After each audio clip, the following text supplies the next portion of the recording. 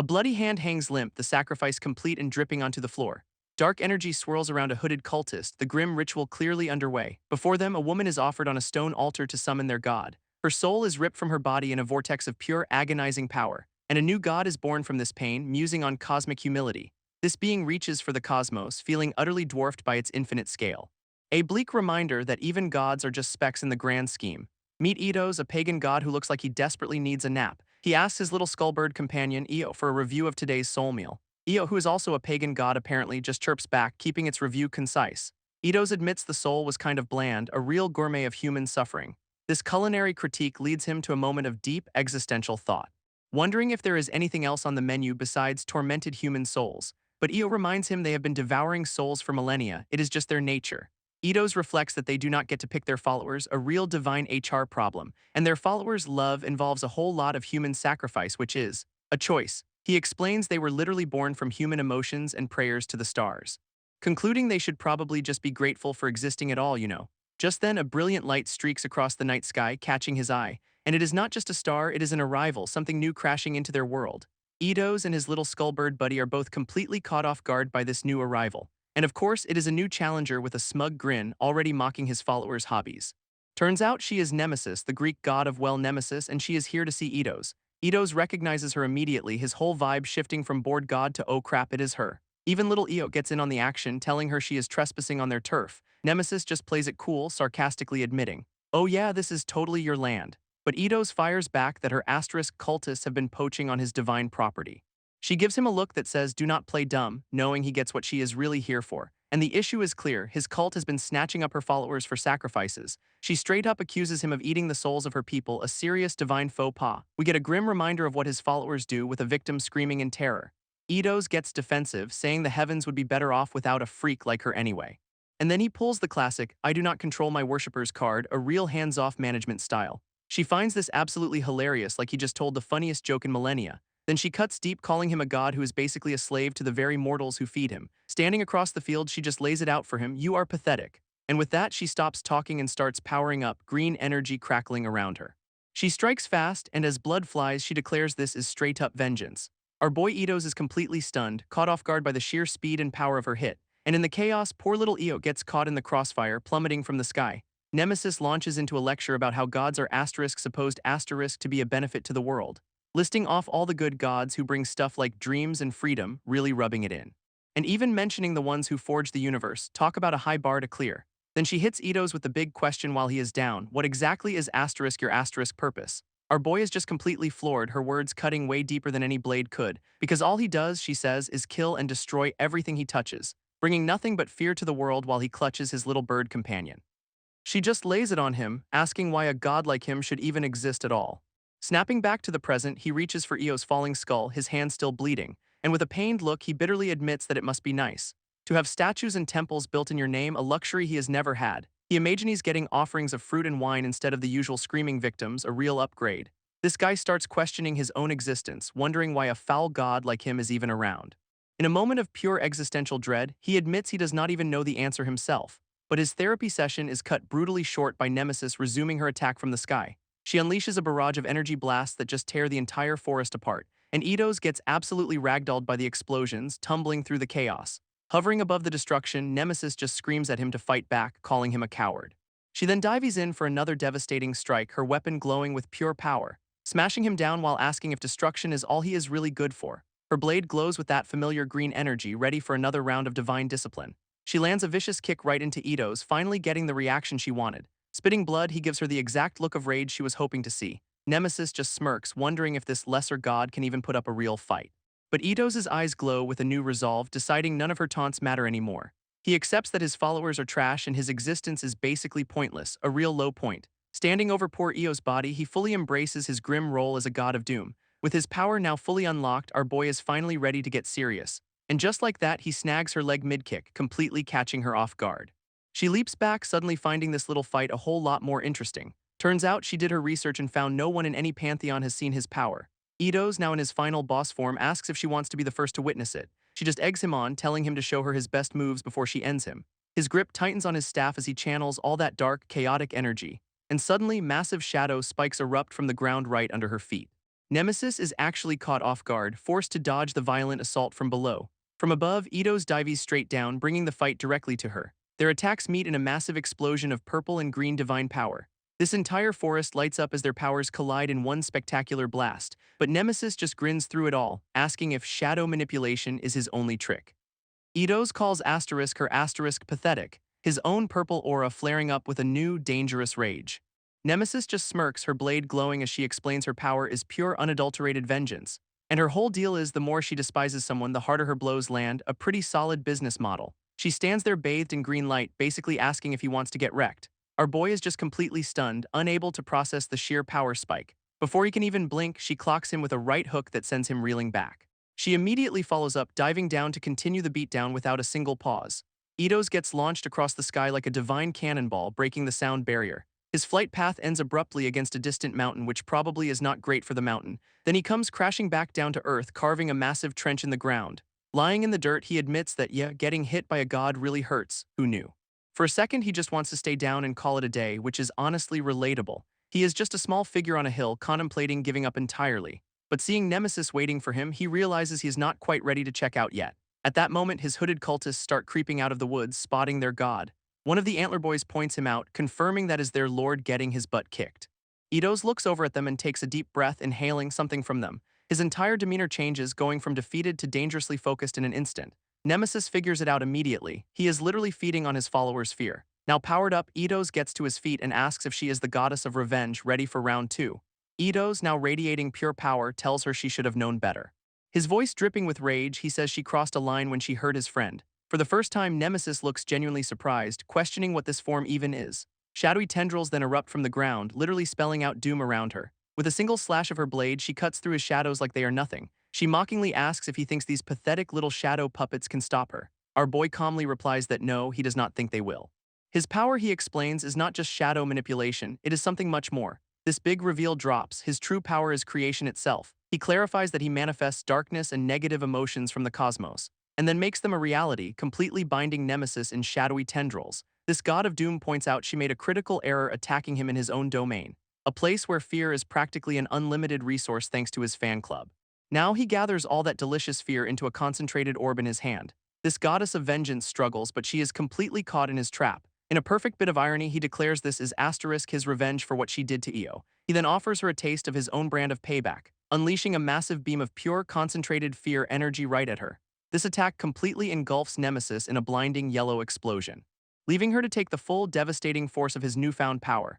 This blast of pure fear energy absolutely detonates, engulfing Nemesis in a blinding light. This explosion is so massive it literally vaporizes a huge chunk of the forest. Inside the light, Nemesis just calmly thinks, so this is what it feels like. Standing over the devastation, Idos gets his revenge, but it feels surprisingly hollow. Nemesis, looking like a burnt husk, claims she does not feel any different. What a troll. Idos, however, seems to be getting an idea, his eyes glowing with a new grim purpose. He looks over his own followers and decides there is still more purging to be done. His hand is still dripping blood from the fight, a reminder of the damage he took. But then his divine power kicks in, healing the wound with that signature purple energy. With a look of utter exhaustion, our boy admits something to himself. Even after purging his own cult, he still does not feel any better about his existence. And just like that, we jump forward 5 entire months. This scene shifts from the grim forest to the vast, peaceful cosmos, where Idos is just chilling in a field, taking a well-deserved existential nap. He is just lying there, looking completely drained after his big god-on-god brawl. His eyes barely open as he glances up, sensing someone approaching him. A new challenger appears, and Idos asks if he is the one who finished off Nemesis. Turns out it is the Olympian god Hermes, who is clearly not impressed by the god of doom. Idos, not even bothering to get up, just asks if he is here to kill him. Hermes just smirks, telling him he is here for something much, much worse. Hermes looks down at our boy, roasting him for killing his own fan club and looking like garbage. He points out that without any worshippers, Idos is basically on a divine timer to fade away. But surprise, his boss has other, much more humiliating plans for him instead. Idos just wearily asks if it is a public execution, getting straight to the depressing point. With a grin, Hermes reveals it is actually just a little game, which is never a good sign. Our boy is understandably confused by the sudden shift to divine game night. His rules are simple: prove he deserves to live as a god or die like a mortal. This whole thing is apparently his punishment for offing Nemesis and having 0 followers left. Idos' eyes glow with that familiar purple rage, clearly done with taking orders from God. So he just launches himself at Hermes with a full-on doom blast, skipping the pleasantries. Hermes, completely unbothered, just smirks, saying he was hoping for a fight. His hand starts crackling with some serious golden lightning, ready to rumble. and he gleefully announces he gets to deliver the punishment personally. In a flash, he grabs Idos right by the face, stopping him cold. Moving at literal god speed, Hermes becomes a blur of pure destructive energy and just smashes our boy's head straight into the ground with zero hesitation. This impact sends a massive shockwave tearing through the landscape, kicking up a huge cloud of dirt and debris from the sheer force of the blow. When the dust settles, a massive trench is carved through the forest. Talk about redecorating. Lying there defeated, Idos mutters that Hermes is lucky he is not allowed to kill him. Hermes taunts him from the bottom of the trench, casually mentioning Zeus wants his head. But God apparently insisted on using Idos for some kind of experiment as one of his antler boys rises up. Our boy's eye flares with that signature purple rage, clearly not in the mood for divine errands. He teleports right behind Hermes for a sneak attack, actually catching the speedster off guard for a second. Suddenly, a new player enters the field, a guy in a top hat who stops his attack cold. Both Idos and Hermes are completely baffled, wondering who this dapper party crasher even is. This unknown divinity named Yora says he cannot have anyone killing a candidate for the first god game. With a creepy smile, he asks if everyone is ready to have some fun, which is a massive red flag. Idos is having none of it, asking if they seriously think he is just going to play along. He goes on a whole rant about how his entire existence has been nothing but torment, flashing back to all the other pantheons who have apparently been bullying him for centuries. Lying on the ground, he laments that he has always been completely alone. Cue the tiny violin. Yora just explains that God wants him to play, and Idos asks why he should suddenly listen now. Our boy demands to know what any of the other divinities have ever actually done for him, and Yora just calmly hits him with, "That is the point, Idos." This truth bomb drops that if he died tomorrow, none of the other gods would even care. Even the human world would not notice he is gone since he has no believers left. Yora delivers the final, soul-crushing verdict: our boy is completely expendable. But that is exactly why he is the perfect candidate for this little game, holding up a glowing orb. Idos is horrified to learn it is a death game designed purely for the Pantheon's entertainment. Yora explains the game's purpose is purging useless gods for a new universe. Talk about a divine layoff. Idos's eye flares with that signature purple, clearly unimpressed with this new corporate mandate. Standing there with Hermes, this top-hatted weirdo just holds up the orb that started this whole mess. Our boy goes on a rant, asking who the hell they think they are to decide if he lives or dies. With a snarl, he declares that the only one who gets to make that call is him, erupting in a massive column of pure defiant doom energy. Yora just smirks, saying God totally predicted he'd throw a little tantrum. So this dapper game master just points his little glowing orb right at our boy, ready to shut him down. He unleashes a blast of white energy that looks suspiciously like a magical leash. Idos gets hit full force, completely caught off guard by the sudden attack. This energy detonates and Yora calmly tells him to just rest, which is not ominous at all. Suddenly docile, Idos closes his eyes and agrees to play their little game. His head lolls back, completely under the influence of whatever that orb just did to him. But then a familiar little skull-faced bird creature appears out of nowhere, looking confused. Idos's eyes snap open in total disbelief, recognizing his supposedly dead friend Io. In this weird mind space, he is just a tiny speck, convinced this has to be a dream. His shock is so real he can barely process it, whispering Io's name again. Overcome with emotion, he is holding his little buddy, asking if he is really alive. Io, in a stunning display of eloquence, just responds with a single, profound caw. Idos is actually crying with relief, his whole world flipping upside down for the 100th time today. In this weird white void, Idos tells Io he was starting to think he'd be alone for this. But of course, the quiet cannot last as someone else's foot steps into the frame. Turns out it is just him, now on his feet and wondering if this empty dimension ever ends. He quickly puts it together that Yora, the top-hatted weirdo, knocked him out and sent him here. And the horrible realization dawns that this must be the start of that divine death game. To make matters worse, he tries to summon his doom magic and gets basically nothing. Our boy just stares at his nerfed hand, looking thoroughly unimpressed with this development. Still, he scans the area, trying to figure out what the catch is in this big, empty room. Suddenly, a random piece of paper comes flying straight toward his face. It just keeps floating on by like a piece of divine junk mail. Idos snatches the mysterious parchment right out of the air. It is his official game profile, roasting him for killing his cult and having an existential crisis. He is predictably not amused by this extremely personal call-out from the game masters. With a scowl, he just crumples the paper up in a fit of rage. He then tosses it aside, scoffing as if they have any idea who he really is. Just then, a single wooden door materializes out of thin air in the middle of nowhere. Both he and Io just stare at it because what else is there to do? Our boy is already completely over this, muttering about how annoying this is getting. This door itself is super generic, except for a blank metal plate where a name should be. So there he stands in an infinite white room with only one exit. The game has officially begun. Idos walks up to the single wooden door, the only feature in this entire void. His divine intuition is screaming that this is a very, very bad idea, you think. With no other options, he just grabs the doorknob to get this over with. This door bursts open, revealing a stone path that shoots out into the vast cosmos. Looking out at the star-filled expanse, he delivers a deeply unenthusiastic, "Great." He even quips that a simple public execution would have been a lot less dramatic. Our boy just scowls, calling this whole elaborate affair an absolute nuisance. Behind him, the door just hangs there in the white emptiness, a one-way ticket, and then it slams shut, sealing him inside this new cosmic arena for good. Suddenly, another foot steps onto the stone path, looks like he's got company. Idos continues down the walkway, already looking thoroughly unimpressed with his new reality. It turns out 3 other people have just appeared on intersecting paths around him. This whole stage is a giant cross floating in space, which is not ominous at all. One of the new guys, a human contestant named Natalio, immediately demands to know who they are. Another contestant, the Slavic god Chernobog, just smirks that having humans here is the real punishment. And the third guy is just wearing a paper bag on his head, offering 0 input. Idos sizes up his competition and calls them a bunch of freaks, takes one to know one, pal. Just then, a new voice greets the contestants as a very dapper Shu enters the frame. Of course it is Yora, the top-hatted game master, tipping his hat to his new lab rats. Floating down in a heavenly spotlight, he officially welcomes them to the first-ever god game. Yora explains the mortals are here for a shot at divine glory, a pretty sweet deal.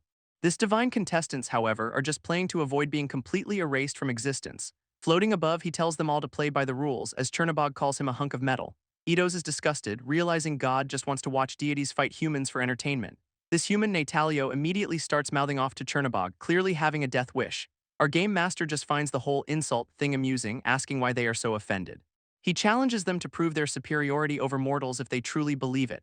This only way to do that, of course, is to win this whole twisted game, but Idos points out the obvious. The other pantheons have already decided they are expendable. Yora just coldly confirms it, saying they are no longer considered necessary in this universe. Chernobog tells them to shut up and prove they are worth keeping around. Natalio, meanwhile, is completely lost and just calls them all idiots.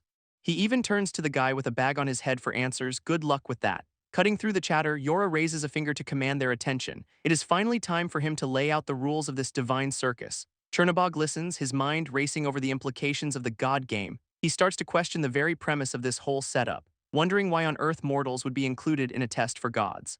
Yora then announces the first event is Gladiator jousting, which sounds incredibly stupid. And Idos asks if it is any different from regular jousting, a very fair question. Natalio immediately starts trash-talking Chernobog, calling him hornhead, which goes over great obviously. Yora cuts in, telling them to save the playground insults since the game has not officially started yet. He explains the rules are simple, just knock your opponent off the floating platform to win. Idos listens, picking up on the key detail that they can use whatever means necessary. He correctly translates this to, so he just wants us to murder each other, which is very astute. But he also notes that whoever gets pushed off is finished, no matter how it happens. Natalio, ever the tactician, asks the obvious question of who their opponents actually are. Yora clarifies that only 2 of the 4 of them will be advancing to the next round. And with a smug little gesture, he says he will leave the definition of opponent up to them. A giant purple timer appears in the sky, giving them exactly 10 minutes to complete the round. This implication is clear: if they do not produce 2 winners in time, they all die. But before they can start, Yora claps his hands, remembering one last little detail. He summons some starting weapons, and the guy with the bag gets a wooden paddle. Natalio, on the other hand, gets a massive glowing golden chainsaw. The balance is impeccable. Yora watches from above as Natalio celebrates his new toy, already convinced he's going to win. Baghead just stares at his new weapon, which looks like something you'd get in a gag gift shop. Natalio immediately starts mocking him, pointing out how completely useless that paddle is. He then tries to form an alliance, telling the others to team up with him if they want to live. His brilliant opening strategy is to butcher the paper bag freak first, since he is an easy target. Idos watches this all unfold, noting that this human has adapted to the death game mindset way too fast. Idos observes that the guy with the bag is the only one acting realistically, which is to say he is terrified. Of course, that realistic attitude also makes him the least likely to actually survive this whole ordeal.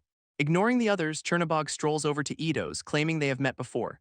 Idos confirms it with a deadpan look, remembering it was a few centuries ago. Turns out Chernobog and his buddies once pranked him into holding up the sky for 3 months, classic. And Idos got his payback by accidentally spilling wine all over him at Thor's wedding. Chernobog just grins, brushing it all off as good memories from the past. He then proposes an alliance. Since they are both gods, they should just team up and crush the humans. His pitch is simple: they survive this breakout and make the game masters pay for this humiliation. But Natalio immediately cuts in, telling Idos to ignore the Satan-looking bastard and join him instead. Chernobog is deeply offended, but Natalio just shrugs that all horned gods look alike to him. Idos just listens to this pathetic bickering, looking completely unimpressed with his options. Looking up, he sees the timer is already counting down, adding a nice bit of pressure to the situation. With the clock ticking, he is clearly trying to figure out the best move here. So he turns to his trusty sidekick Io, asking for any brilliant recommendations. Io's little skull eyes just glow, clearly having a genius plan in mind. And that plan, of course, is delivered via a series of very insightful caws. Idos just smirks, saying he was thinking the exact same thing, which is not reassuring. Natalio is completely baffled by this, asking if they are seriously having a conversation right now. Even Chernobog is just staring, wondering what the hell is going on with our boy and his bird. Ignoring the bickering, Idos stomps his foot right in front of the terrified Baghead. He then tells the guy to get up, completely shocking the other two contestants.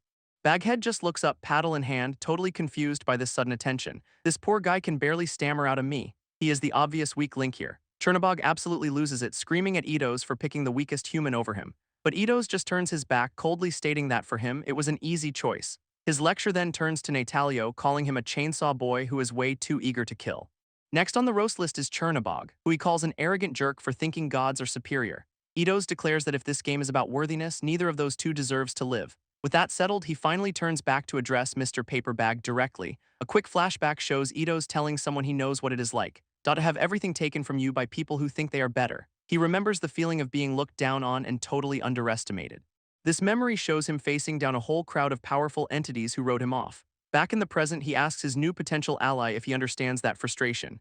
Idos then offers his hand, proposing they team up and make the others pay. With a surge of power, he commands the kid to fight because he is not ready to die yet. Baghead grabs his hand, sealing the deal on this completely unexpected alliance. Now standing together, Idos praises his choice, leaving the other two absolutely stunned. He puts a reassuring hand on his new partner, saying he knows exactly what it is like to be the underdog. Idos tells his new partner he can sense there is more to him than meets the eye or the bag. Meanwhile, Baghead is just wobbling in place, barely able to hold his paddle straight. At least, Idos notes this guy is way less annoying than the other two loudmouths. Chernobog watches this alliance form, absolutely seething that a god would side with a human. His face twists in fury as he just spits out the word disgusting. He even claims this is why God wanted Idos erased while the clock keeps ticking down. Not to be outdone, Natalio offers Chernobog the lucky chance to fight beside him. His sarcasm is dripping as he asks if he should kiss the princess's feet in thanks. Chernobog just tells him to shut up and stay out of his way, setting the stage for their own fight. Turning back to his ally, Idos asks the obvious question, "Are you afraid?" and gets a shaky yes. Through the bag, we see his terrified eyes as he admits he does not think he can do this. This poor guy confesses he has never even hurt anyone before. Great start for a death game.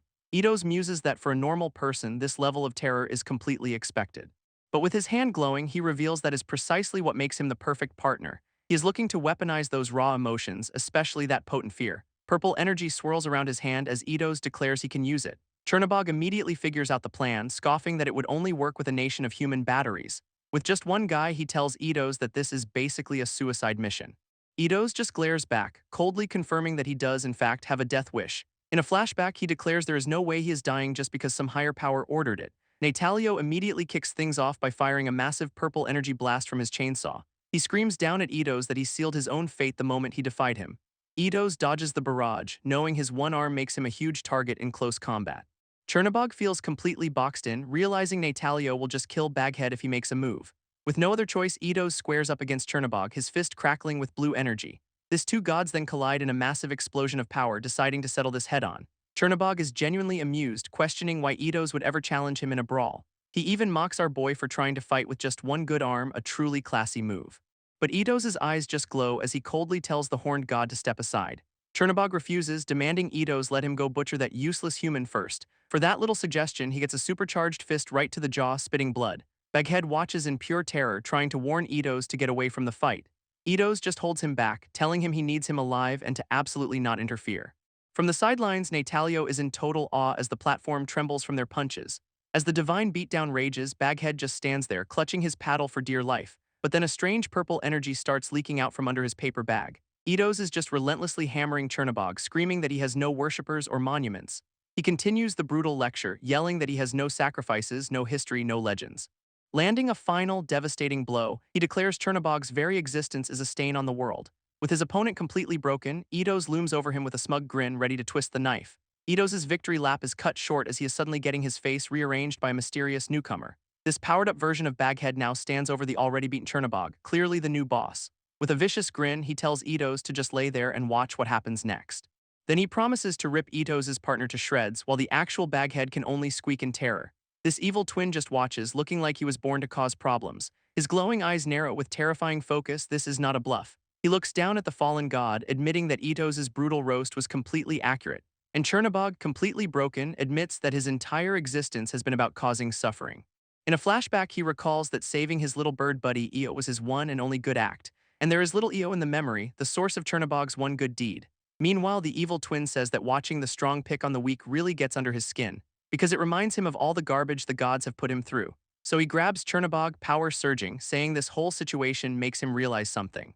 He figures maybe he can do one more good thing, charging up a fist full of purple justice, and that good thing is a universe-shattering punch straight to Chernobog's face. This resulting energy beam is so powerful it just blasts a hole right through the arena floor. Chernobog is completely swallowed by the attack, getting the full, unfiltered good deed experience.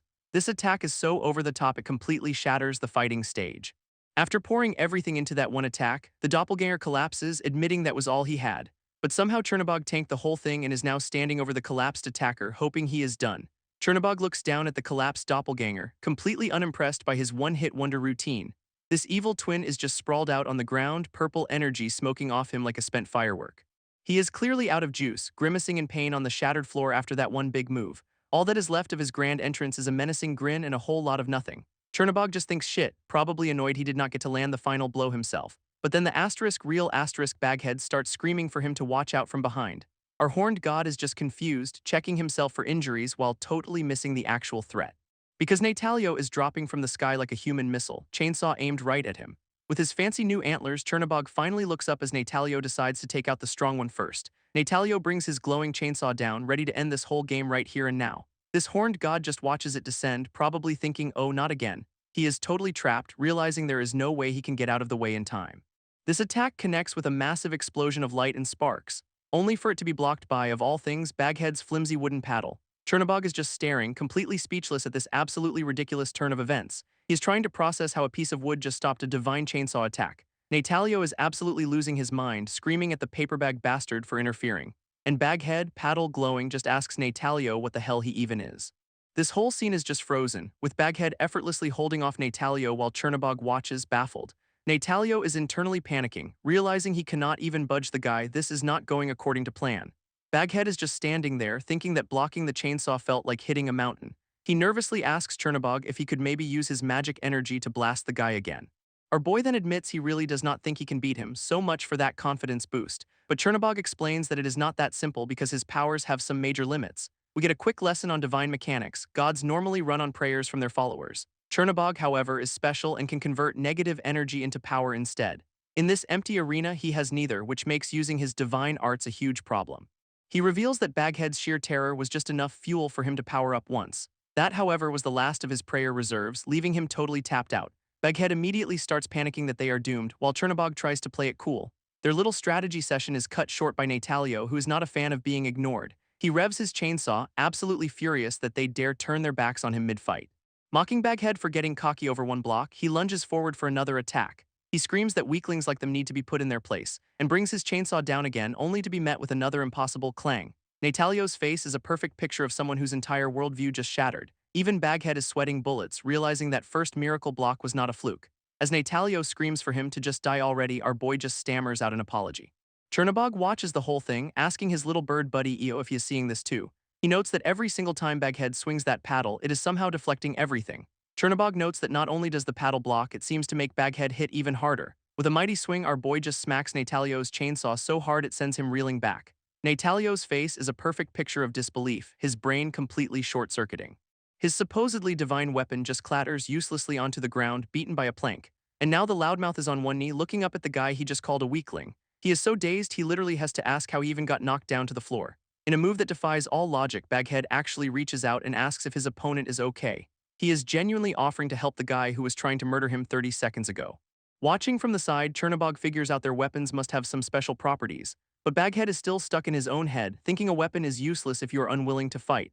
Natalio's eyes start glowing, and it is pretty clear he does not appreciate the pity party. He gets back up, deciding it is time to teach this pacifist a very hard lesson. With a vicious slash, Natalio carves his chainsaw straight across Baghead's chest. Blood splatters across the bag as our boy just stands there, completely stunned by the hit. Natalio just laughs, calling him an idiot for dropping his guard to help an enemy. Clutching his wound, Baghead gets a brutal reminder that this is, in fact, a fight to the death. This villain then tells him to just get on his knees and die if he is not prepared to kill. Not even waiting for an answer, he charges forward again with his chainsaw revving. As they are about to clash, Baghead thinks he is not going to be the one to die today. His inner voice screams that even if it is hopeless, he absolutely refuses to die here. With a new fire in his eyes, Baghead absolutely slams his paddle right into Natalio's chainsaw. Natalio is just seething, demanding that if Baghead wants to live, he better fight back for real. Meanwhile, Idos is still just a crumpled heap on the ground way below them, completely out of it. Chernobog gives a little speech about how you can either accept expectations or defy them. He then tells our boy he made his choice the moment he picked him as a partner. Still bleeding, Baghead asks what exactly Chernobog plans to do now that he is out of juice. He is clearly in a bad way, clutching that nasty chainsaw wound across his chest. But then Idos suddenly reappears, looking a little different, and clocks him right in the face. This punch connects with a sickening crunch, sending a shockwave right through his paper bag. Before he can land another blow, Chernobog grabs his wrist, stopping the attack cold. This powered-up Idos just smirks, saying Chernobog should have finished him off when he had the chance. He admits that last beatdown hit pretty hard as his body starts to crack and glow with energy. This blue power completely takes over, reshaping his entire form into something new. And now he is in full-on demon mode, promising to pay Chernobog back for everything. He even mocks him for being surprised, pointing out he blew all his prayer power at the start. This new, terrifying Idos grins, saying he's got plenty more tricks up his sleeve. Chernobog is just completely stunned, not expecting this sudden power-up from his rival at all. With a burst of power, Idos just tosses the horned god aside like he is nothing. And just when you thought things could not get worse, Natalio gets back up, ready for round 2. He promises Baghead that only one of them is walking away from this, a real confidence booster. Bleeding from that chainsaw gash, Baghead admits Idos was right, everyone expects him to die. But gripping his bloody paddle, he decides that does not have to be his story, right? We flash back to a younger, pre-bag version of himself, determined to defy everyone's expectations. His younger self knows that if he wants to survive this life, he absolutely has to change. This all stems from a memory of getting absolutely pummeled by bullies in an alleyway. This lead bully looks at his own bloody fist, calling the whole thing disgusting. He then tells the kid he cannot even stand to look at his hideous face anymore, and with a creepy smile he offers a solution to this problem. His whole crew of jerks just stands there, enjoying the show a little too much. That solution is just shoving a paper bag over the kid's head to hide him. They then threaten to kill him if he ever shows his face at school again, real nice guys. This main tormentor just grins, daring him to try and take the bag off. Our poor kid just stands there, clutching the bag, completely broken by the experience. All the bullies can do is laugh, having successfully crushed his spirit entirely. This memory manifests as these demonic voices in his head, calling him a total loser.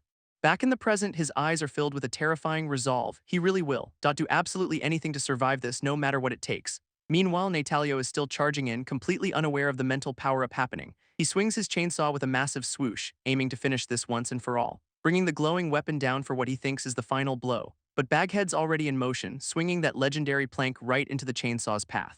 With blue energy flaring around him, he's got a whole new vibe, no more panicking victim here. That paddle connects with a massive thwack, completely shutting down Natalio's big finisher. Natalio gets sent stumbling back, absolutely stunned that he got blocked asterisk again by a piece of wood. His brain finally catches up, realizing this guy is not just tough, he is also surprisingly quick. He even starts thinking Baghead has martial arts training. This is definitely not his first rodeo.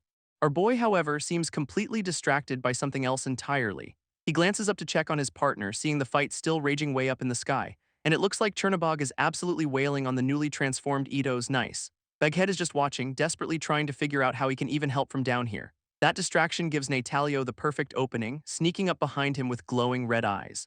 He brings the chainsaw down for a cheap shot, only for it to get blocked by the paddle again. With the blades locked, Baghead says he knows exactly what kind of person Natalio is, flashing back to the bullies who love to belittle him just for the fun of it. These guys are just the worst, laughing and filming his humiliation on their phones. He remembers them as the type of people who get a kick out of making others feel small.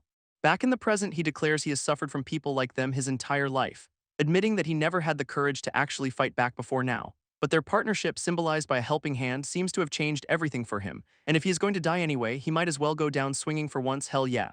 With his newfound resolve, Baghead swings his paddle with blinding speed. Natalio brings his own chainsaw around, expecting another easy clash. But our boy just smacks it aside with a massive boom, completely overpowering him.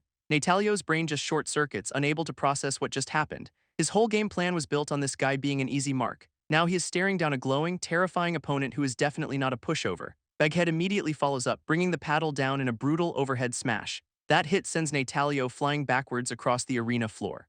He tumbles helplessly, completely losing his footing from the sheer force of the blow. In a desperate move, he tries to grab the edge as he goes flying off the platform. This camera pulls back to show him just barely clinging to the side of the massive structure. Dangling for his life, Natalio starts panicking, realizing just how screwed he is.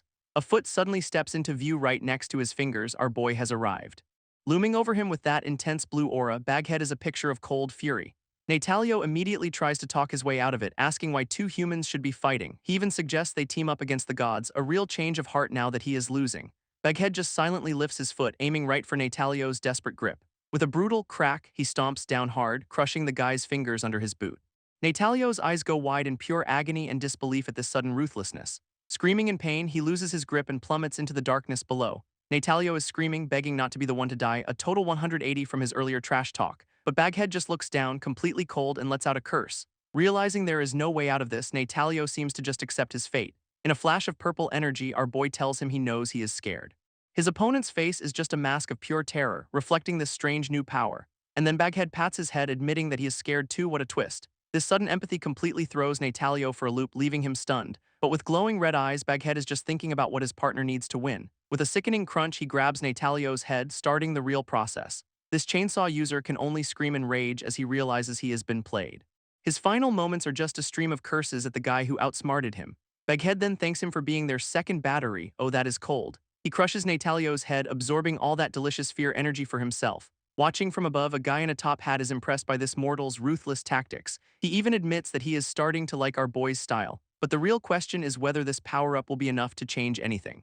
Up in the sky, Idos' demon form faces off against a giant purple bird Chernobog. It looks like Chernobog is getting absolutely wrecked, plummeting downwards in his new form. His face is a mask of agony as Idos' power overwhelms him completely. And to make things worse, the clock shows only a minute and 45 seconds left. With a massive V-woom, Baghead unleashes all that absorbed fear energy straight into the sky. Falling Chernobog reaches out, ready to catch the power-up his partner just sent him. Demon Idos just smirks, completely unbothered by this last-ditch effort. He has got this in the bag. Our mysterious top-hat observer is watching all this go down, looking very intrigued. That purple energy slams into him, and he thinks he got the boost just in time. He clenches his fist, absolutely crackling with the new energy he just received. His entire arm mutates into this wicked-looking claw, ready for some serious payback. And with his face half covered, he declares that now it is finally his turn to strike. Mid-plummet, he flips himself around, completely halting his descent with sheer power, then fires a massive beam of pure purple energy right back up at his opponent. Idos' smug grin vanishes instantly, replaced by a classic "huh" as the beam closes in. That beam connects with a massive wham, sending the demon god flying through the air, creating a spectacular purple explosion that lights up the entire arena. Down below, Baghead stumbles as the shockwave from that blast ripples through him. Meanwhile, Top Hat Guy is monologuing, noting gods are not allowed companions, which made Idos' birds suspicious. As Chernobog lands, the observer admits he first thought they were two separate gods. But seeing this new form, he realizes they are not two gods, but two halves of one, revealing a deity so tormented and lonely that he literally split himself into two beings, and it is only when these two halves are together that they can unleash their true power. Chernobog confirms it, telling Baghead that Natalio's fear provided the juice to fuse with his other half, Io. Chernobog points out they have only got about a minute and 12 seconds left on the clock, then asks Baghead if he can even keep up with their new, fused power level. Our boy is literally trembling, but he stammers out that he will try his best, sir, which Chernobog just accepts, turning his focus back to the demon god waiting for them. Idos, meanwhile, is just grinning, calling them a bunch of freaks for their little fusion dance. He starts monologuing, calling Chernobog a god who only brings suffering to others. And then he turns on Baghead, calling him an insecure coward who is too afraid to show his face. He declares that the universe would honestly be a better place without them in it, and that they should just do everyone a favor and keel over and die already real subtle. But Chernobog is already on the move, planting his foot to launch himself forward, and the two of them start sliding down the massive bridge with Baghead using his paddle as a sled. They pick up some serious speed, hurtling down the ramp towards the arena floor, while Idos comes flying in from the other side to meet them head-on. Chernobog is thinking that honestly, if he were to die right here, he would not even be that upset about it, which is a totally normal pre-fight thought. But the thought of getting taken out by absolute scum like Idos is another story. In fact, that idea just makes him want to fight even harder, hell yeah. Idos' smug face gets a little less smug as he sees that punch coming in hot. And just as he blocks it, Baghead comes flying in with a paddle slam to the face, leaving Idos completely stunned, wondering how a mere human could have this much power. This entire platform starts to tilt from the sheer force of their combined attacks. Chernobog realizes the whole stage is tipping, forcing him to scramble for balance. Idos, on the other hand, is just grinning like a maniac, absolutely loving the chaos. Without missing a beat, Chernobog lunges forward with a massive purple energy punch, and Baghead is right there with him, winding up the paddle for a brutal follow-up. That 1-2 combo connects hard, and Idos is clearly not having a good time anymore. Our boy smashes the paddle down with everything he has got, right into the demon god's face, which leaves Idos completely baffled, wondering how a human is even hitting this hard. Then Chernobog follows up with a brutal right hook that sends a spray of red. Baghead glances at the clock, only 45 seconds left, wondering how this all went so sideways for Idos. Meanwhile, the demon god is having a full-on meltdown since these two were supposed to be weaklings. With only 32 seconds left, his brain is just stuck on why is this happening. But our duo stands ready, a united front of purple and blue energy not giving him an inch. Idos is actually sweating now, his confidence totally shattered as he asks why he cannot win. Another massive hit lands with a B-whoosh, sending shockwaves across the tilting arena. He is on his hands and knees, refusing to accept that he could possibly lose to these two. His mind races, thinking of his opponent's title, the almighty Chernobog, the Black God. And he is absolutely furious that a couple of nobodies are pushing him this hard. But Chernobog just starts laughing maniacally, his purple power flaring up even more. Idos can only watch in horror as his opponent gets a second win. This is not good at all. With a wicked grin, Chernobog asks Idos how it feels to be his new battery, a perfect callback. Idos is just a mess on the floor, completely terrified and at his mercy. And he actually starts begging, his tough guy act totally gone now that he is losing.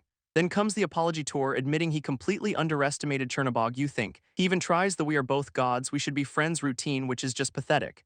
Idos then appeals to Baghead, trying to scare him with what the other pantheons might do. But Chernobog's answer is a deadpan nothing, because nobody cares about them. He starts charging up a final, massive attack, swirling with purple and gold energy, while Idos desperately asks why they are even in this death game to begin with. Chernobog's reply is just brutal: they are here because they are a waste to this world. Then he unleashes all that self-loathing in a massive energy beam right at Idos. This demon god can only watch as the attack comes to erase him from existence, and the whole screen just whites out in a blinding flash of power. That hit connects with a huge crystalline impact, a final devastating blow. Chernobog gets blown back, admitting that attack was even stronger than he thought. He muses that it is gods who fear death the most, which explains the desperate struggle. But the clock hits 15 seconds and the survivors are Idos and 4. Wait, what? Chernobog just stands there, his expression unreadable as he processes his own defeat. His face suddenly starts to crack and crumble apart like a statue. And he begins to disintegrate, shaking violently as his form fades away. As his body shatters, Chernobog's form dissolves into a cloud of purple particles, which then reforms into his little bird half, Io, with a sad little caw. With his last bit of strength, Chernobog praises his other half for a job well done, and he is back to his original form, calmly accepting defeat with Io on his shoulder. Suddenly, the sound of slow, deliberate clapping echoes through the arena. As the top hat guy floats down, calling this whole thing quite the surprise. He's got this smug, theatrical grin on his face, clearly enjoying the absolute chaos, even congratulating Chernobog for taking down a superior god without any believers. Down below, Baghead is just shaking, completely overwhelmed by this new development. But the host's attention shifts, his gaze landing on our boy with a thoughtful tilt. And he points right at him, calling him a particularly interesting specimen. Uh-oh. This sudden spotlight makes Baghead jump, while Chernobog just looks done with everything. With the first round officially over, the host gathers the two survivors together, and a massive golden door materializes right behind them out of thin air. He tells them they are free to proceed to the next stage of this nightmare game. But Chernobog is immediately suspicious, demanding to know what is waiting for them. To which the host just smirks, asking why he'd ever spoil all the fun. He just gestures towards the door, telling them to go find out for themselves. Baghead tries to protest, but Chernobog seems to know it is completely useless, and our boy resigns himself to the fact that they do not really have a choice. Baghead finally gets it, they are not contestants, they are just prisoners. But our boy's not ready to die here, vowing to keep on fighting no matter what. And he turns to Chernobog, thanking him for giving him the strength to do it.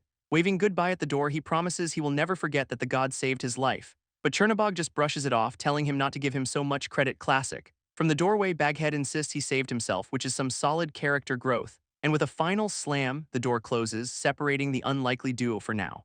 Chernobog then turns his attention to the host, calling him Yora for the first time. As his bird half Io takes flight, dropping a new, much fluffier cloak for him, which is a very serious and intimidating fashion statement, obviously. With Io returning to his shoulder, Chernobog glares up at the floating host, warning Yora to choose his next words very, very carefully. His demand is simple and to the point: send him home right now. Yora just scoffs, asking if he thinks he is all that just for beating another god. Then he swings what looks like a giant broom with blinding speed, and it connects with a massive whap, knocking Chernobog clean off his feet.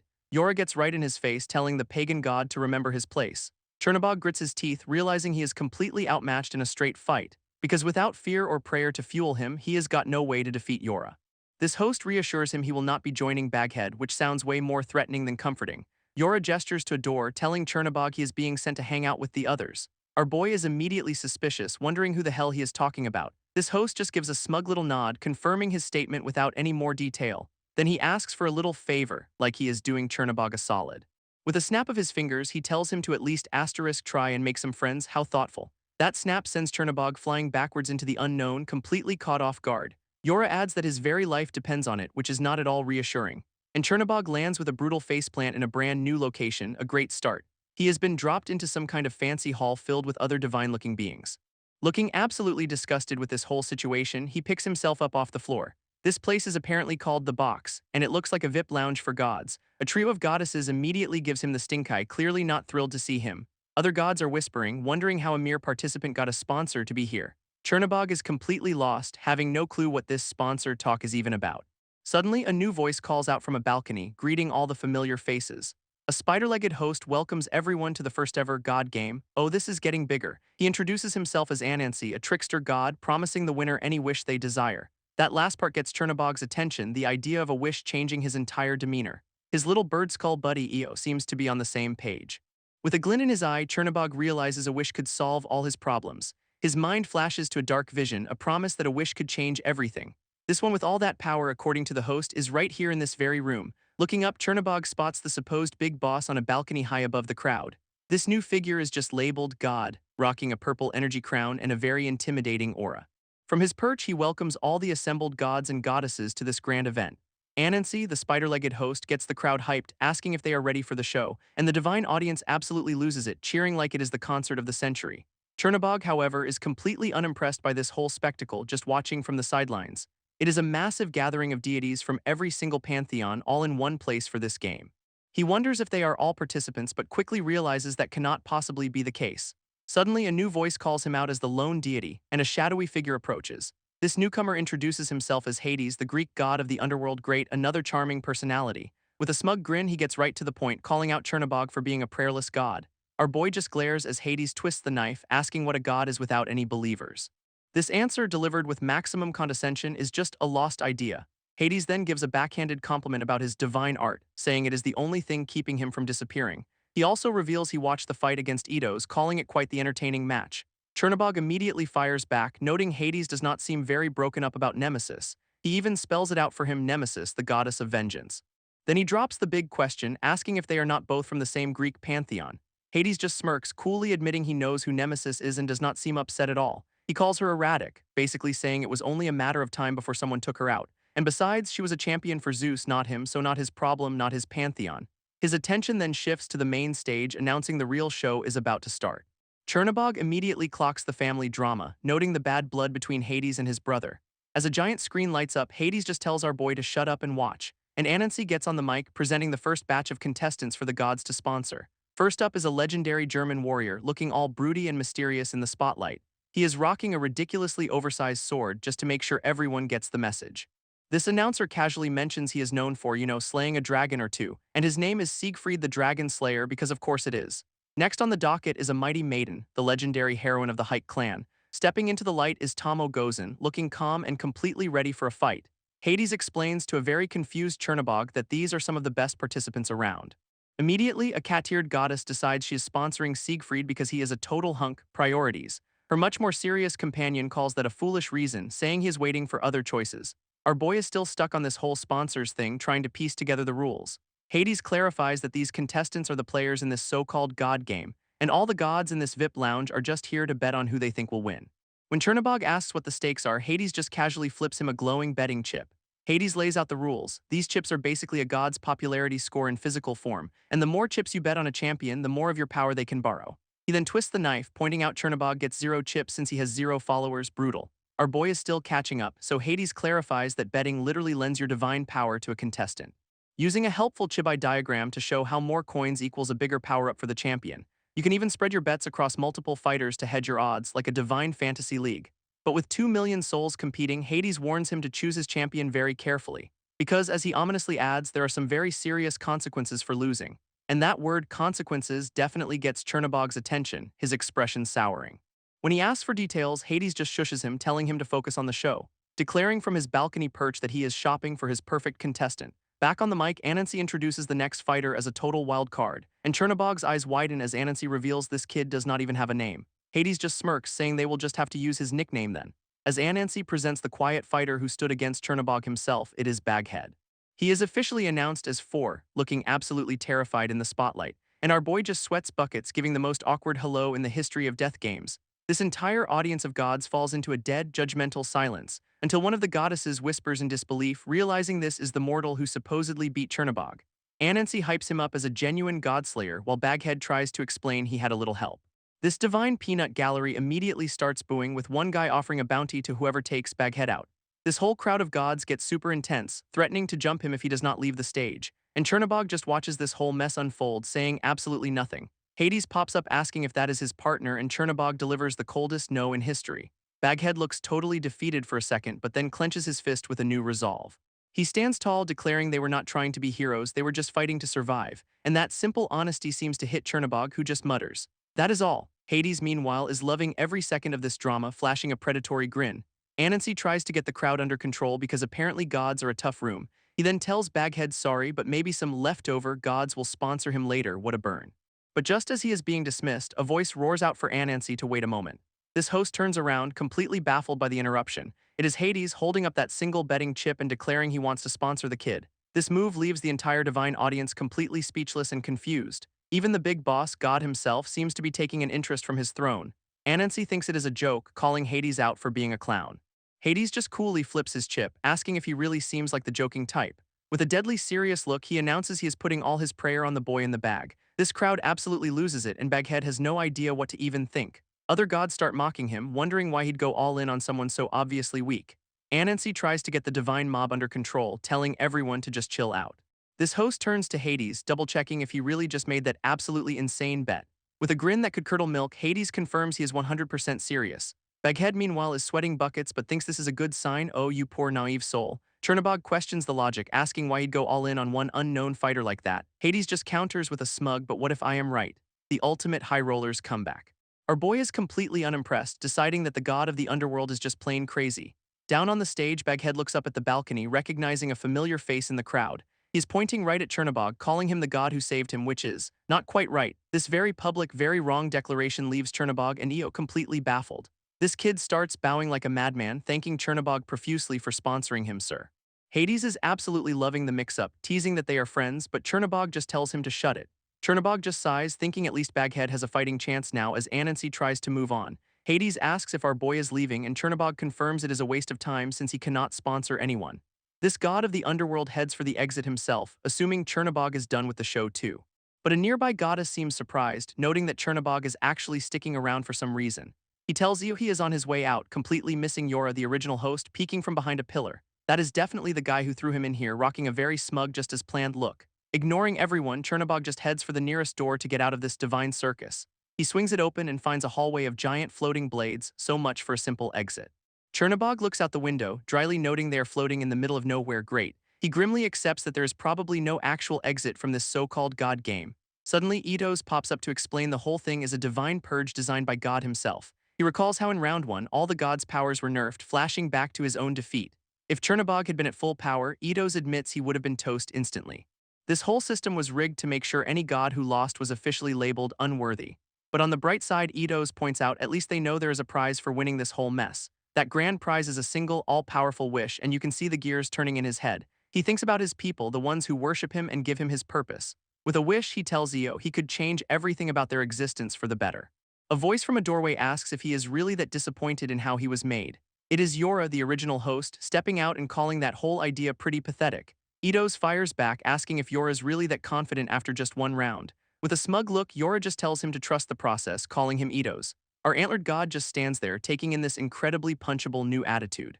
Yora then announces that the show's just getting started as round 2 officially begins. This scene shifts to a massive arena where gods are already picking their champions from balconies above. 2 goddesses watch the spectacle, commenting that their dear older brother has clearly lost his mind. And look who it is, Zeus and Poseidon, with Zeus saying Hades has a lot in common with that kid. Zeus looks particularly unimpressed as a hand rests on his shoulder, getting his attention. That hand belongs to Hera, goddess of marriage, and she looks like she's about to have a very serious talk with her husband. Zeus, meanwhile, just tells his brother to let him know if anyone interesting appears, completely ignoring her. She immediately calls him out, saying his idea of busy is just getting drunk and rambling with Poseidon. As usual, she is stuck holding the entire pantheon together during a crisis while he just messes around. Her expression just screams that she is 100% done with his divine nonsense. He finally turns, asking what the big crisis is, this time with maximum condescension in his voice. She explains a rogue god is slaughtering their kin, asking if that is a big enough problem for him to notice. Zeus cannot even be bothered to remember the guy's name, casually guessing Eblos or something. Hera absolutely snaps, reminding him his own daughter Nemesis was killed and he is just letting it slide. He is completely unconcerned, confident a craven like that could never survive God's game anyway. Admitting Nemesis's death was a shame, he pauses, and you can just feel the world's worst but coming. And there it is. He will not cry for her because she was weak enough to lose to a god with 0 believers. She just facepalms, telling him he is missing the point as always while he smugly strokes his beard. For Hera, this is all about reputation. Letting a minor god get away with this makes them all look pathetic. She insists an Olympian has to be the one to take Chernobog's life to make a statement. Then she brings up his other kids, saying they were lucky only one got killed and asking what if he is next. She drops the real bombshell. Chernobog has already come to blows with their son Hermes. That finally gets Zeus's attention, as Hera explains God sent Hermes to collect Idos for the game. She pleads with him, warning that if they do not act, the other pantheons will see them as weak. Suddenly, Zeus's whole demeanor shifts, lightning crackling as he realizes they are already being mocked for falling. She is absolutely furious, declaring that the Olympians are becoming a laughingstock for all of heaven. And that is the last straw. Zeus's fist comes down with a crackle of lightning, shouting, "Enough." He literally slams her into the ground, a brutal display of power that shuts down the argument instantly. With God watching from his throne, Zeus declares he will handle this problem, but it'll be on his terms. He then gently holds her face and she agrees to his plan, a very sudden and very creepy shift in tone. Meanwhile, Chernobog is being led through a beautiful, floating paradise by that host in the top hat. This host explains he was ordered to shackle every single god, and our boy is no exception, no special treatment here. And with a cheerful best of luck, the host just ditches him, leaving Chernobog completely baffled. He is just left standing there in front of a random door, wondering what the heck just happened. Suddenly, a new face appears. It is Helios, the Greek god of the sun, and Chernobog is thrilled sarcastically. Helios is all smiles, asking if this divine realm is not just the most beautiful place ever. Our boy just deadpans that it is a little too bright for his tastes. The goth energy is strong with this one. Looking out at the floating islands, Chernobog realizes he is finally in the land of the gods. He even admits he has never had enough followers to get an invitation up here before, which is just sad. Then the gears start turning as he realizes it is just the two of them all alone. His hand clenches as a dark thought crosses his mind. Maybe killing Helios is his ticket out of here. But Helios, without even looking back, casually mentions that plenty of others have tried that and failed. His eyes start to glow as he explains everyone's powers are nerfed in this place. With a predatory grin, Helios tells him flat out that he does not stand a chance against him. Chernobog just folds his arms, insisting he does not want to fight anyway. Sure you do not, buddy. Idos has to admit Helios has a point about being outmatched. He can feel his divine power being actively suppressed by the shackles around his waist, and it is the exact same nerfing effect they all felt back in round 1. These golden chains are definitely the cause, leaving him feeling totally weak. His eyes dart over to the sun god, a crucial question forming in his mind. Standing on a cliff edge, he asks Helios if the whole Grand Wish prize is for real. Helios just gives him a smug look, basically asking him to connect the dots himself, real helpful. Our antlered god reasons that the most popular god would naturally have the most power here. Getting way too close for comfort, Helios asks why he is so fired up about the wish. This question leaves Idos completely baffled, wondering how this guy even knows his name. With a blindingly confident smile, Helios boasts he knows everything under the sun. What a shocker. Not a fan of the personal space invasion, Idos tells him to back off and Helios just laughs. He starts to concede a point about the place though, saying he will admit one thing. Helios finishes his sentence, saying it is not so bad once you get used to the brightness. This two of them just look out at the beautiful, sun-drenched realm for a moment. Still, Idos looks skeptical, asking if it is just him or if something's off. Then Helios points to the sky, revealing his absolutely epic sun chariot pulled by flaming horses. He proudly declares that the sun itself is his personal ride, and it is pulled across the sky by his own fiery steeds just to flex on everyone. Based on that little show, Helios asks if he can guess the next game, leaving Idos totally clueless. Helios gets real friendly with his golden horse, turning to Idos with a loaded question. He asks if our boy has ever been in a chariot race, you know, the popular kids game. Idos just stands there, completely bewildered by the sudden suggestion of a death race. With maximum condescension, Helios figures the Olympians never invited him, but this version is special. He explains the rules. Gods pick 2 mortals for their team, with the most popular getting first dibs. And since Idos has 0 worshippers, he gets to pick last, a brutal but hilarious burn. Our boy processes this, realizing each team is a 3-person squad of 1 god and 2 humans. Now for the fun part, Helios says, laying out the official rules for round 2. Every floating island they see is a starting point for another team, setting up a massive battle royale. 1 person drives while the other 2 play defense. Basically, it is a divine demolition derby. Helios then points out the random power-ups scattered across the course just to spice things up. Touching one of these infusions gives your chariot a random boost, Mario Kart style. Oh, and he casually mentions that murder and destroying other chariots is totally fine, no big deal. Idos cuts to the chase, asking if this means the winners get to live. This sun god gets real vague, saying an unknown number of top teams will survive to the next round, and with a grin that promises nothing good, he confirms everyone else gets eliminated. Switching gears, he gets way too excited about meeting the teammates while Idos is clearly not feeling it. 2 massive golden pillars of light slam down as Helios wonders why he is not hyped for this. Leaning in, he asks if Idos is not just a little curious about his new partners in survival. The two poor souls who will be risking their lives right alongside him in this mess, and out of the light steps a dude with a paper bag on his head striking a pose. His paper bag face, complete with a weird symbol, somehow conveys pure, unadulterated shock. With flowers blooming around him, he leaps towards Idos, absolutely thrilled they are on the same team. From Idos' perspective, this guy looks like the world's weirdest, most enthusiastic angel. This majestic entrance ends with a spectacular faceplant right at Idos' feet, zero grace. When Idos asks what the heck he is doing, the guy just says he is excited to be together again. Helios just laughs, assuming these two are already best buds based on that display. Idos immediately shuts that down while Baghead enthusiastically agrees, a real meeting of the minds. Turning to his little familiar, Idos notes that their third and final teammate is next. This second golden portal opens, revealing a new warrior who looks way more serious than the last one. With glowing eyes, she steps out and immediately asks what they are all gawking at. Great first impression. Turns out she's Tommo, one of the most feared female samurai in history. Baghead is immediately terrified, and even Idos admits she's got a seriously intimidating aura. He internally notes that a legendary warrior like her should have been a top draft pick for any team. Which begs the question, why did a top-tier fighter get stuck with the team that picks last? Tommo just stares them down, her expression a perfect mix of judgment and disappointment. In his head, he can just hear her thinking they are doomed because their god only has one arm. Then she turns on Baghead, asking how pathetic trash like him even survived the first round. Getting right in his face, she mocks him for being too scared to even show his face. She finishes by telling him to pull his own weight or die, calling him a pig, and he just squeals. Idos figures it out, her terrible attitude is probably why a top-tier warrior was left for last. With their dysfunctional squad finally assembled, he looks on, wondering what is next. Helios gets all dramatic, announcing it is time to meet the chariot they will be defending with their lives. A dark, swirling portal opens, and our boy just watches with his usual lack of enthusiasm. Then his jaw just drops, utterly speechless at what comes crawling out of the shadows. From the darkness emerges a horse made of pure gloom, wreathed in purple flame, and their chariot has a deeply unsettling face carved into the front, not exactly a confidence booster. This whole depressing ensemble appears, pulled by two winged horses straight out of a goth's dream journal. Idos is just stunned, trying to process the sheer emo energy of his brand new ride. He asks why it is so depressing, but Baghead is absolutely in love with it, calling it cute. Helios just cracks up, explaining the chariots are synced to their captains' personalities, which of course means this sad mobile is a perfect reflection of Idos himself, a savage burn. Even his teammates get it, with Tommo's chibi head basically saying, "Yeah, that tracks." Now standing on his own glorious golden ride, Helios tells them it is time to get the race started. Tommo calls out, asking for some basic info like how big the course is or where it ends. Baghead chimes in, pointing out there do not seem to be any actual roads or tracks to follow. With a knowing smile, Helios turns back to drop another bombshell on them. He reveals the racetrack for this round is literally the entire world they are on. This team is shocked as he explains there is no set finish line for this particular death race. Instead, the goal is simple. Everyone has to race to reach him, the sun itself. Baghead stammers that they have to catch the sun, and Helios just confirms it is that simple. With a massive grin, he declares this the perfect game for gods, a race to catch a literal shooting star. Baghead brings up the minor issue of not burning alive, but Tommo roasts him for applying logic to a sun god. Helios tells them to pick a driver already, helpfully reminding them they are the last team to start.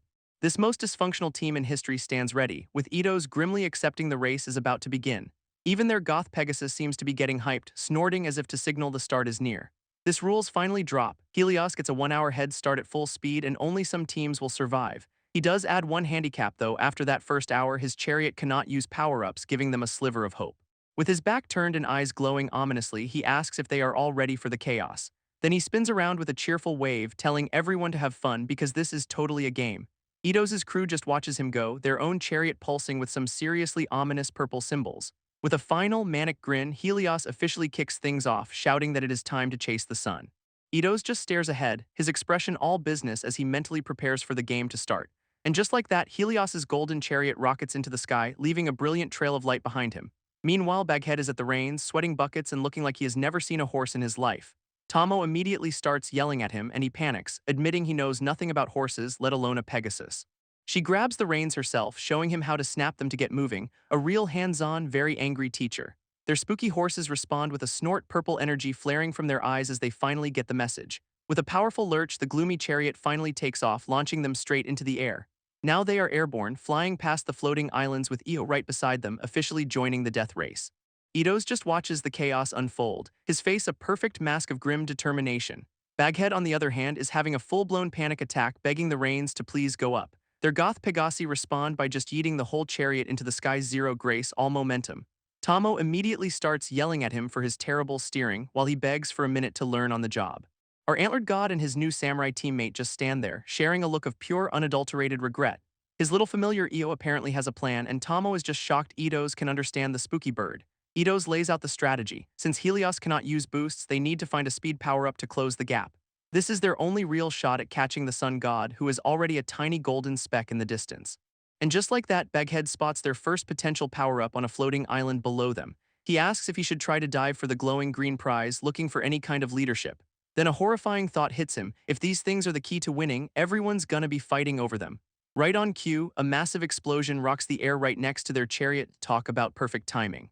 Another team swoops in, already bickering amongst themselves while trying to blast our crew out of the sky.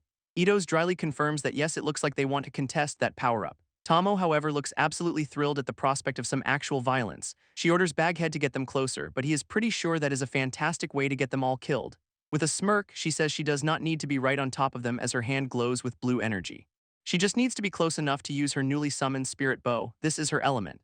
Both Idos and Baghead are completely floored, with our boy admitting that is seriously impressive. Fired up or maybe just terrified into competence, Baghead steals himself at the reins, ready to go. With a new sense of purpose or maybe just terror, Baghead vows to do his best at the reins. Below them, a defender on the rival team points them out, letting her crew know they have company.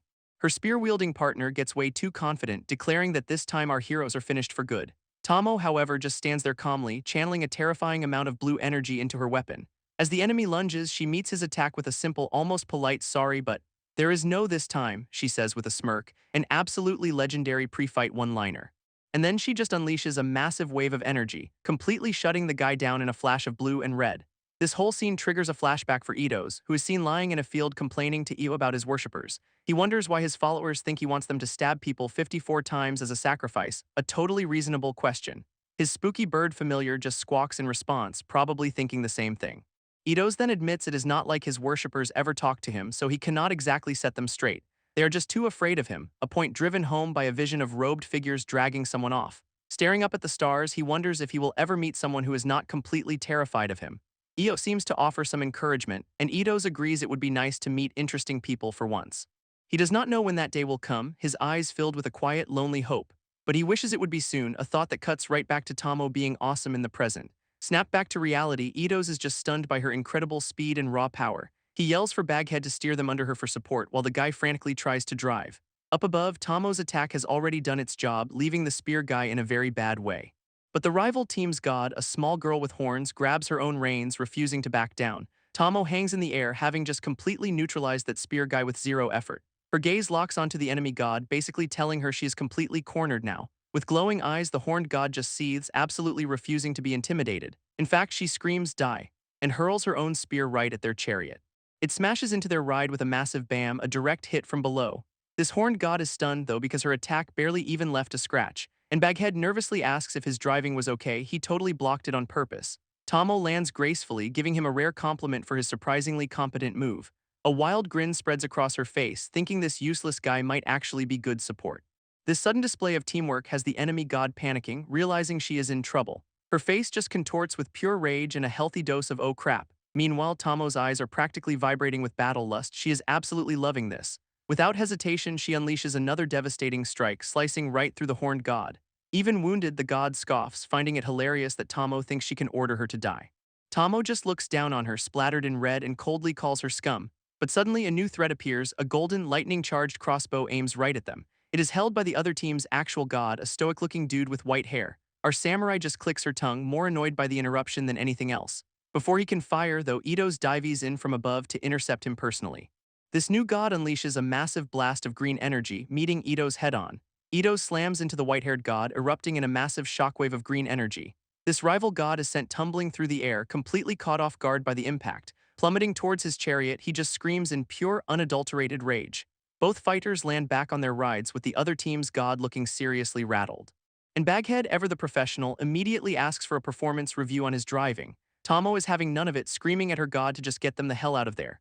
Meanwhile, another team gets absolutely wrecked by explosions, a friendly reminder this is a death race. Then a massive golden blast comes screaming right for them, no time for a breather. Tommo grabs Idos by the collar, convinced she is about to die with these morons, and he just accepts it.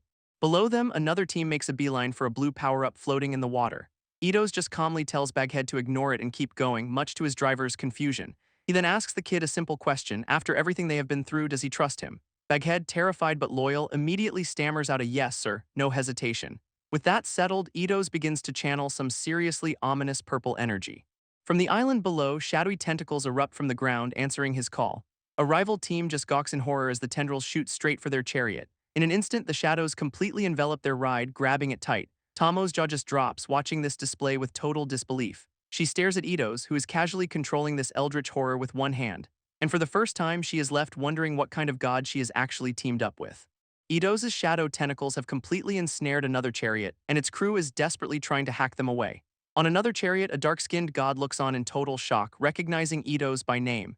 This new god is completely baffled since he was under the impression Idos had 0 followers to begin with, and his worshipper is some kind of knight, crackling with blue divine energy and ready to go. This rival god is stunned, questioning how this mortal is even capable of wielding divine art. His brain just completely short-circuits at the sight. This should not be possible. Suddenly, a massive blue energy blast erupts nearby, catching Idos' attention from below. This whole crew looks back, with Baghead wondering what fresh hell is unfolding behind them now. Idos just stares, at a complete loss for words at this brand new development. Because yet another team has shown up, led by a goddess with glowing eyes who warns her crew they have got company. Idos grimly notes this new crew looks dangerous, then asks Baghead, apparently named 4, how that power-up is coming along. Our boy, now officially 4, leans over and successfully snags the blue power-up from the island below. This moment he touches it, blue energy violently surges up his arm, catching him completely off guard. Power courses through his hand as he realizes this is way more than just a simple boost. He starts spasming uncontrollably while Tommo impatiently tells him to get it together and use the damn thing. Idos watches the chaos, a grim look on his face as he admits he is just working on a hunch here. This scene cuts to a completely different goddess, whose glowing green eyes hint she is a major player in all this. Turns out we are watching Zeus and Hera, with Hera complaining and Zeus sarcastically blaming his own infidelity. Classic. Zeus then addresses the green-eyed goddess, confirming that our heroes are the team she picked to help her advance. He calls them an interesting bunch as we are introduced to another member of this mysterious new team, Jaya, an ex-convict from New York. And here is another teammate, Joan of Arc, who is already questioning their odds of survival. Suddenly, a new goddess appears to confront Zeus, and surprise, it is his daughter. She is absolutely not happy to see him, calling him out for sending her to this hellhole. Zeus, now identified as her dad, insists it was not his choice, calling her Artemis. His big defense is that there was a vote, the ultimate godly cop-out. Artemis accuses him of using his own daughter as entertainment for the other gods. Her response is just dripping with sarcasm, calling him honorable for it. He then tries to play the savior, reaching out with an offer to get her out of this. This deal is simple. She just has to kill a specific participant for him and he will pull some strings. With a dangerous smirk, she questions what he means by her situation. She knows the game. Then she just loses it, laughing maniacally and reminding him he put her here in the first place. Jaya and Joan just watch as she points out the hypocrisy of him offering her freedom now. That sarcastic best dad ever comment finally gets under his skin and he looks pissed. But she is not done, clenching her fist as she starts to unload on him, and on all the other gods who just sit back and watch this death game for fun. This final message for all of them is simple, direct, and not exactly family-friendly. Zeus tries to justify the hit, saying the target Nemesis attacked her brother Hermes. He then desperately asks if she is really willing to throw away her immortality over this. She just turns her back on him as he warns her the odds of winning are basically 0, and we see why as she faces a mountain of the fallen, over 1 million killed in round 1 alone. Zeus continues his concerned dad routine, telling Artemis she will not survive without his help. He even dangles an offer to get her friends some sponsors, giving them a better shot at living. Jaya, ever the pragmatist, suggests they hear Sparky out, figuring 1 extra kill is no big deal. Joan immediately agrees with Jaya, giving Artemis a look that says the team comes first. Her argument is that this is not just about Artemis. If it gets them sponsors, they have to consider it. Artemis is just completely over this entire conversation, calling the whole thing annoying. Reluctantly, she agrees to at least hear the terms of this little hunt before deciding. With a seriously sinister look, Zeus finally reveals who the target is. And surprise, it is Idos, who is currently having a green energy arrow materialize right in his face. This arrow slams into him with a massive F-whoosh, sending him flying backward. Artemis, the shooter, smirks from afar, telling him to just stay still for her. Back on the chariot, Tommo screams at 4 to drive, also finding time to roast his outfit. Our boy 4 is panicking, admitting he has absolutely no idea how to use the power-up. Tommo basically tells him to figure it out now or they are all about to be killed. Up above, Artemis draws her bow again, lining up a shot to destroy their entire ride. She's got a look of pure, smug confidence, absolutely certain this is the final blow. As the arrow screams down, 4 just looks up, thinking you will do, not exactly inspiring. But Idos' eyes suddenly flare with that ominous purple power. He is not done yet. This goddess unleashes her shot, a massive blast of green energy meant to end them, and Idos just casually swats it aside with his own power, completely nullifying her attack. Idos unleashes his divine art, his hand crackling with some seriously ominous purple energy. He calls it shadow manipulation, focusing the raw power right in front of his face. This energy forms a hex-patterned shield, just in time to meet Artemis's attack head-on, but her green arrow just shatters his defense like it is made of cheap glass. Idos is completely stunned, his brain basically short-circuiting at how useless his move was. At that exact moment, 4 finally gets the power-up working, crackling with blue energy. This chariot's horses go full-on nightmare mode, and the ride itself gets a creepy new face. With a massive boost, their entire chariot just rockets straight up into the sky. From below, another goddess spots their trail, asking if that is the guy who killed Nemesis. She scoffs, calling Idos a loser who can barely use his powers and has no followers. Her companion listens as the plan is laid out: find a power-up and hunt them down. This new goddess smirks, promising to get her team out of this whole death race herself. Meanwhile, our crew's chariot is now a glorified firework heading for the upper atmosphere. Four proudly announces he got the augmentation working just in the nick of time. He then immediately complains they are not even close to the sun, wondering how they will catch Helios. Turning around, he asks why everyone's so quiet, completely oblivious to Tommo's death glare. She is staring down their unexpected passenger, the horned god who is somehow still alive. This horned god is just coughing up blood, looking like she is barely holding on. An arrow is lodged in the floor of the chariot, a grim reminder of their close call, and the wounded god just sits there, clutching her chest with a bird on her shoulder. This horned god, bleeding out, tries to act tough for his little bird buddy, totally convincing. Tommo immediately starts roasting him, saying Four's driving is the only reason he is not dead. She then asks how a supposed god is so weak he could not even block a single arrow. Her final verdict is that he is practically mortal, which is why he got sent here to die. But Four is not having any of this slander, jumping in to defend his boss. He tells Tommo she has no idea what Idos is capable of when his enemies actually fear him. A quick flashback shows Idos absolutely wrecking a monster, with Four hyping him up as unstoppable. Tommo's reaction is a masterclass in sarcasm, completely unimpressed by the hype. Looking down at the bleeding god, she points out that he does not look very scary at the moment, and Idos, to his credit, just has to admit she's got a point there. He then explains his power. His divine art literally converts fear into prayer-fueled strength. This problem was Artemis was not scared at all, and the only one panicking was Four. Which is why his purple shield got shattered like a cheap dinner plate by her arrow. Tommo finally gets it, gods need prayer, and Idos has 0 worshippers, making him powerless. Idos then flips the script, asking why she is so strong but has not used her own divine power. Four, ever the helpful nerd, corrects her. It is divine art, not divine power, and they are different. Idos clarifies that divine art comes from prayer, while divine power is borrowed juice a god gives a mortal. He deduces that since Hades chose her, she should be tapping into his massive power reserves. She explains it is not that easy, since mortals have limits and it all depends on the sponsor god. Internally, she is just baffled that this god of fear is so chummy with the paper bag guy. Tommo just stares at the bleeding Idos, basically asking what his whole deal is. With a dramatic flourish, she whips off her own cloak, and underneath she is rocking a very distinct black and white striped outfit.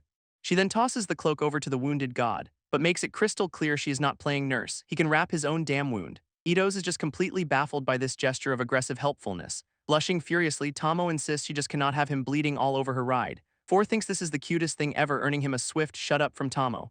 Idos, ignoring the bickering, just rips the cloth into a bandage with his purple glowing hand. Wrapping his chest, he admits it has been a hot minute since he has been injured this badly. He then shares a knowing look with his little bird buddy, seemingly agreeing with it. His eyes widen as a pretty heavy realization hits him.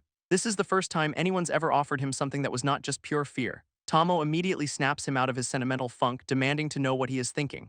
As they fly over a vast desert, she is already complaining that she regrets helping him. Right on cue, a massive explosion erupts from the sand below them. A giant spiky lizard monster bursts from the ground, looking absolutely furious. While Four freaks out, Idos calmly identifies it as a basilisk and warns them not to meet its gaze. Tommo's eyes begin to glow a fierce turquoise. She is ready for this. She tells Paperbag to get ready for a pickup because she is about to jump down and handle it.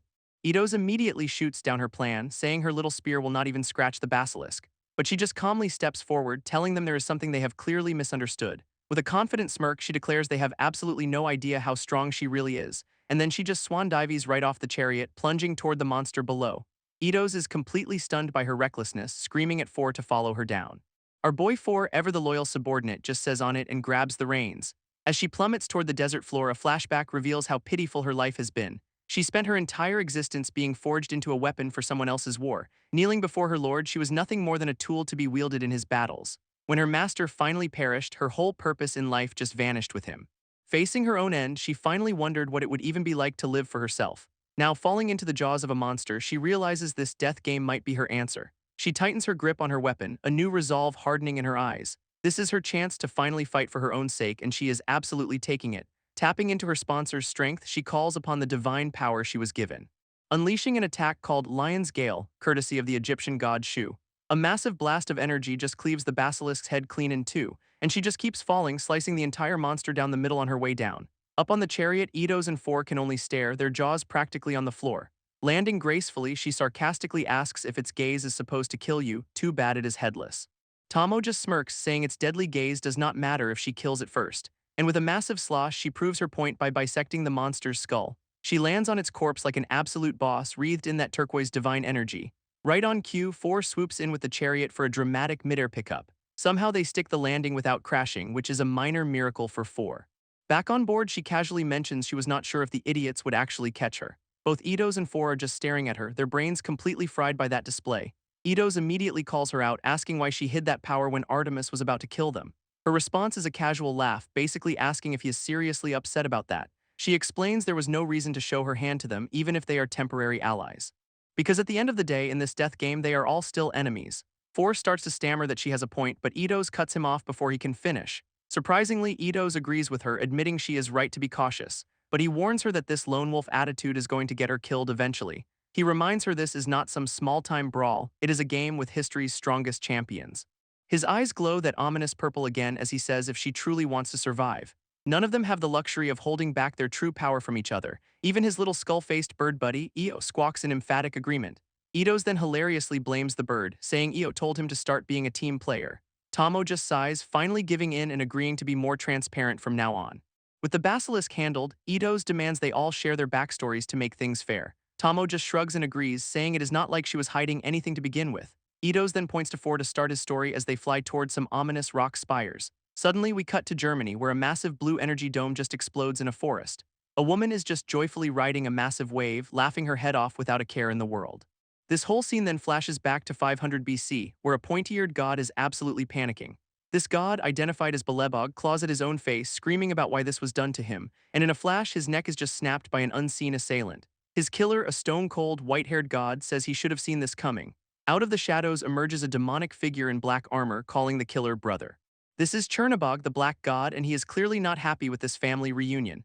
He confronts his brother Belebog about the powerful new body he has acquired. Chernabog starts roasting him for being a total pantheon bootlicker who just follows orders. His brother just looks annoyed as Chernabog tells him to get a mind of his own for once. This rant continues, pointing out how sketchy this new one-god system is to anyone with a brain. A cool visual shows Belebog's golden light clashing with Chernabog's dark, shadowy presence. Belebog claims he has always tried to defend his brother, which is about to be proven false. But Chernabog calls him out, saying he never trusts the very establishment he serves. With a massive golden slash, Belebog just cuts his own brother down without hesitation. His eyes glow as he says this is exactly why the heavens will never trust Chernabog. Chernabog lies defeated, officially branded an outcast for his spectacular failure. Elsewhere, Belebog cannot even process the news that his brother is actually dead. A masked king confirms it. Chernabog got wiped in round 1 despite being a top contender. His king calls him pathetic for losing to a god with 0 worshippers, a clear shot at Idos. This whole death game, he explains, is just his personal project to cull the unworthy from immortality. Belebog immediately starts sucking up, asking his god king if he's been a good little servant. After getting a yes, he volunteers to enter the game himself, clearly out for blood. He gets super twitchy and obsessive, vowing to find this prayerless god who killed his brother.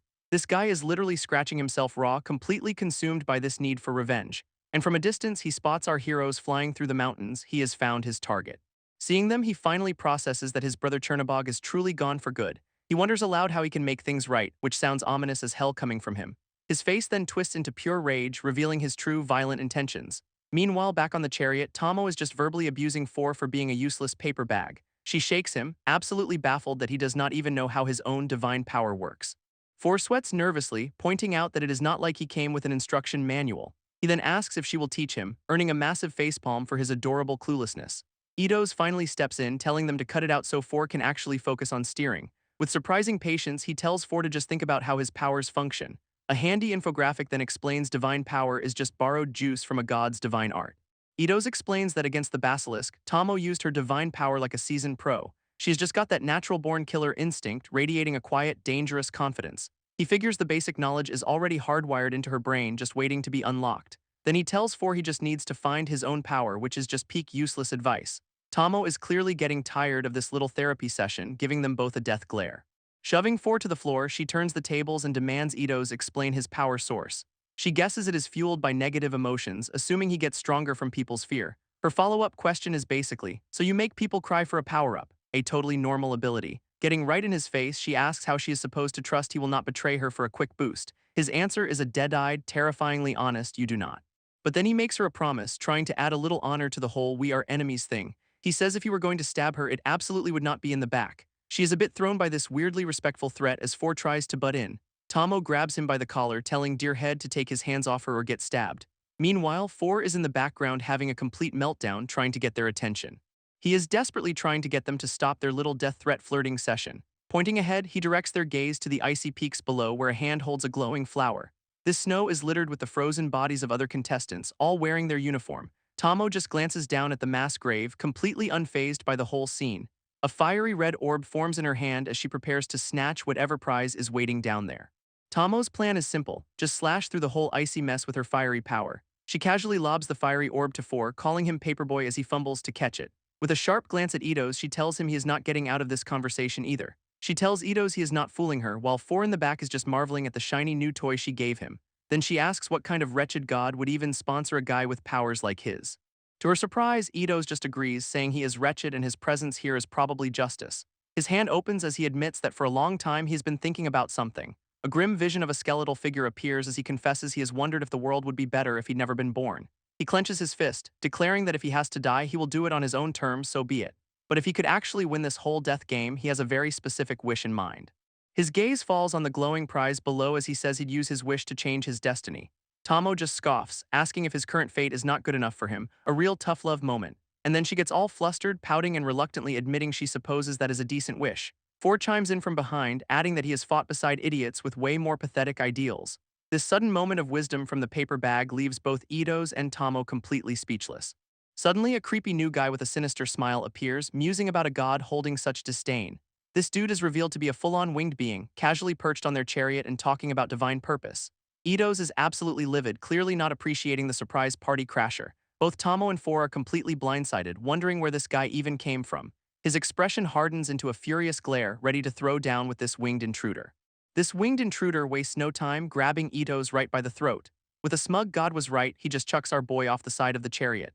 This guy continues his villain monologue, saying a divinity like Idos has absolutely no place in his version of heaven, a new level of entitlement. Tommo's eyes narrow, and you can just feel the oh hell no energy radiating from her. Suddenly, other teams show up, including a skeleton in a green cloak, wondering if this is an ambush. Another chariot full of contestants is just as confused, asking why they are not all chasing Helios. Cutting back to the grab, Idos' only thought is that this guy is a total weirdo. Belebog thinks he looks familiar, getting a flash of his brother Chernobog, the guy Idos killed. Without a second thought, Tommo leaps off the chariot, kicking a massive red energy blast downward. This fiery attack homes in on Belebog, who is still busy trying to murder Idos. He barely manages to block the blast with his bare hands, causing a huge explosion. In the chaos, Idos and Eeyore knocked free, now just plummeting through the sky. But our boy just smirks, clearly not too worried about the whole gravity situation. Back on the chariot, a new woman in a striped suit comments on some augmentations, and it is Four, now wrapped in Tommo's power, looking like he has finally gotten an upgrade.